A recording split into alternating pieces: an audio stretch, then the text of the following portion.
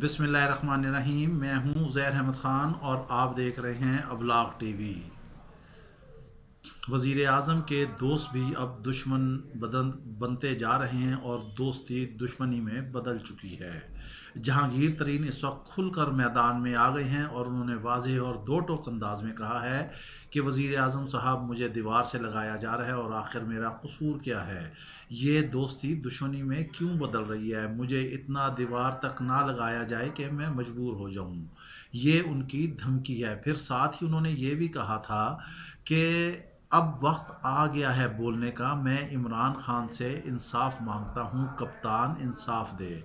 इसमें कोई दूसरी राय नहीं कि जहांगीर तरीन की कुर्बानियाँ जो हैं पीटीआई की हुकूमत बनाने में बिल्कुल वाज़ेह नज़र आ रही हैं। ये भी कहा जा रहा है कि अभी जो वज़ीर आज़म ने एतमाद का वोट हासिल किया उसमें भी जहांगीर तरीन का बड़ा हाथ था। पंजाब की हुकूमत बनाने के सिलसिले में भी जहांगीर तरीन की खिदमात किसी से ढकी छुपी नहीं है।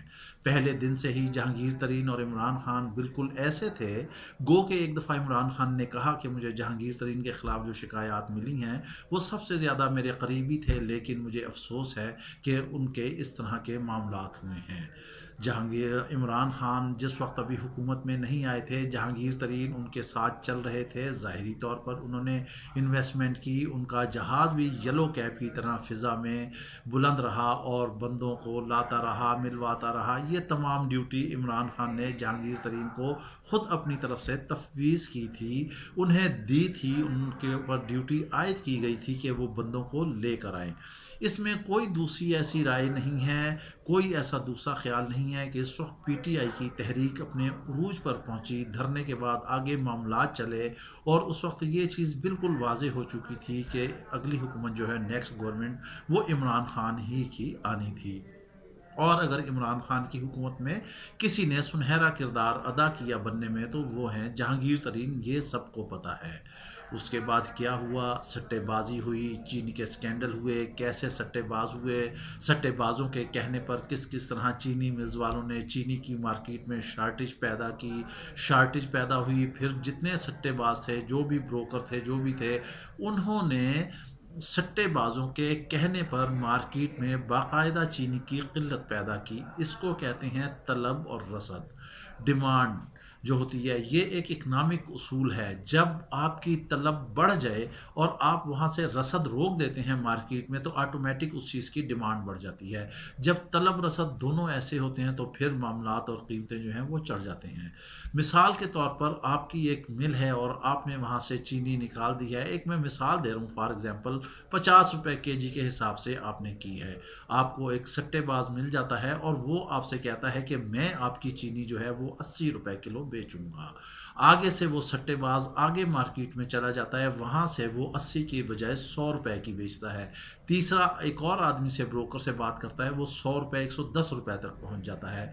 अब आप उसी सट्टेबाज के तहत वो जैसे कहता है, वो कहता है कि चीनी इवन देन आपकी फैक्ट्री में मनों टनों रुपए की, मनों टनों के हिसाब से पड़ी हुई है जिसके ढेर लगे हुए हैं। आप चीनी को वहाँ से रोक देते हैं, आप उसकी रसद को रोक देते हैं। मार्केट में तलब होती रहती है। जो आप 50-60 रुपए की चीनी दे रहे थे वो आपने उस ब्रोकर के, उस सट्टेबाज के कहने से रोक दी। जब मार्केट में उसकी तलब बढ़ी तो उसने उस कीमत के एतबार से चीनी जो है वो निकालना शुरू कर दी। और यहाँ पर बैठे हुए जो 50-60 से 80 रुपए हैं ये अरबों और खरबों रुपए में तकसीम हो जाते हैं। ये कोई चंद एक महीनों का सारी गेम होती है। इसमें बड़े बड़े इदारे इन्वॉल्व होते हैं। इसमें कमिश्नर केन जो है वो सबसे ज़्यादा खुशहाल होता है, उसकी इन्वॉल्वमेंट होती है। ये सारे लोग बड़े खुशहाल होते हैं। ये 2-3 महीने का काम होता है चीनी का, गन्ने की, शुगर के मिल का।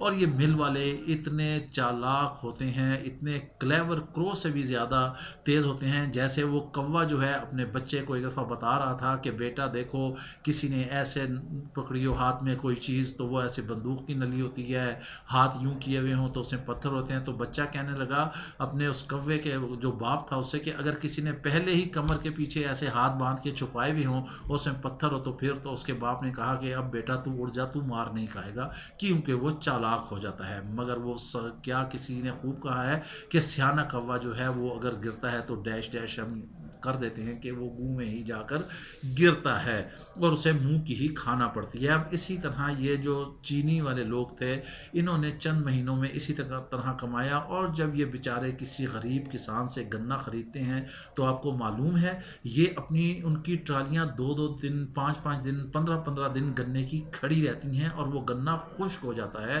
جو ٹنوں کے حساب سے آتا ہے، اس میں منوں کی کمی ہو جاتی ہے، پھر یہ اسے منہ مانگے دام پر اپنے حساب سے کم خرید کر اسے پرچیوں پر وہ گنا دیتے تھے، اور غریب بیچارہ کسان جو ہے وہ ادائیگی کے لیے بھی مرتا پھرتا ہے، در در ڈھونڈتا پھرتا رہتا ہے اور اسے ادائیگی نہیں ہوتی۔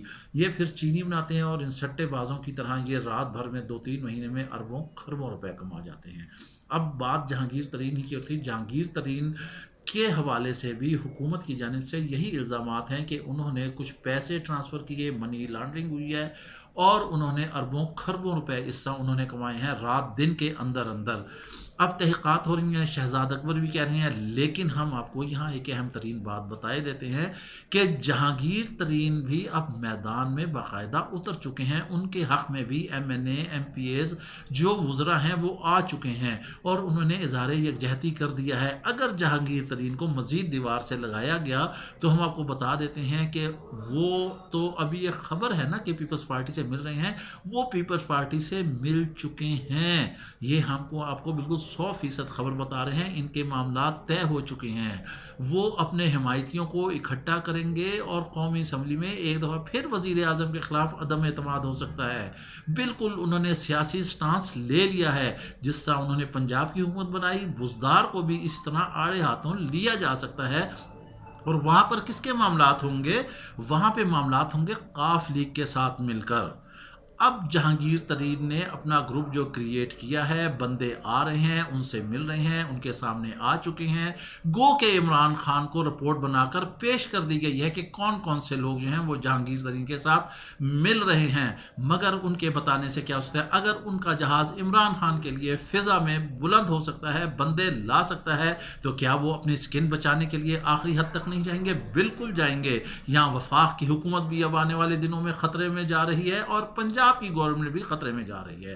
وفاق میں پیپلز پارٹی کے ساتھ مل کے کام دکھائیں گے، اور پنجاب میں قاف لیگ کے ساتھ کام دکھائیں گے، اور اس طرح عمران خان کو ایک دفعہ پھر ریڈ زون میں ہم جاتے ہوئے دیکھ رہے ہیں۔ اب دیکھیے گا آنے والے دنوں میں کیا ہوتا ہے۔ ہم آپ کو نیکسٹ ویڈیو میں انشاءاللہ ہم آپ کو بتائیں گے کہ آگے معاملات کس طرح جا رہے ہیں، کون سا دھڑا بن چکا ہے، ان کے بیانات آ چکے ہیں۔ آپ ریاض احمد کا بیان دیکھ لیں، اوروں کے بیان دیکھ لیں، M N A M P S کے بیان دیکھ لیں، جبکہ بہت سے لوگوں کو حکومت اوائڈ کر رہی ہے، چھوڑ رہی ہے۔ اسی طرح وہ کہہ رہے ہیں کہ جہانگیر ترین کو بھی چھوڑا جا سکتا ہے، لیکن ہم یہاں یہ کہتے ہیں کہ جس نے جو غلط کام کیا ہے وہ غلط کام کیا ہے، چاہے کپتان ہو، چاہے جہانگیر ترین ہو، چاہے مریم نواز ہو، چاہے زرداری ہو، چاہے بلاول ہو، یا جو بھی ہو، چاہے علیم خان ہو، یا پنجاب کے اور لوگ جو ان کی حکومتوں میں بیٹھے ہیں، جو سینٹرل گورنمنٹ میں بیٹھے ہیں، جو معاون خصوصی بیٹھے ہیں۔